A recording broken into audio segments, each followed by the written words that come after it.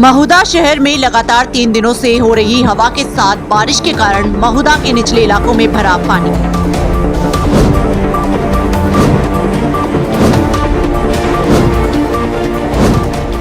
लोगों को करना पड़ रहा है परेशानियों का सामना।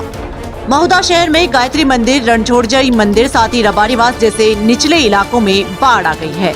मुसीबत नगर के घरों में पानी घुस गया है। महुदा शहर के निवासी डूबे हैं परेशानियों के दलदल में।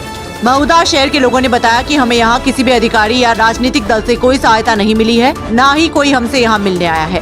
निवासियों द्वारा सुझाव दिया गया था कि हमें रहने के लिए कहीं और जगह मिलनी चाहिए, मगर ऐसा महसूस होता है कि प्रशासन ने इस बात को नजरअंदाज किया हुआ है।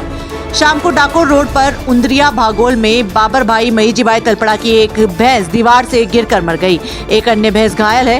3 दिनों से लगातार हो रही बारिश से जनजीवन अस्त व्यस्त हो गया है। भरत भाई तलपड़ा की महुदा से MNC न्यूज लाइव के लिए खास। અત્યારે મહુદા પટેલ ફળિયાની અંદર વિસ્તારમાં વિચણસમાં પાણી ભરાઈ ગયા છે અને અત્યારે આજુબાજુ ઘરોમાં પણ પાણી ભરાઈ ગયા છે।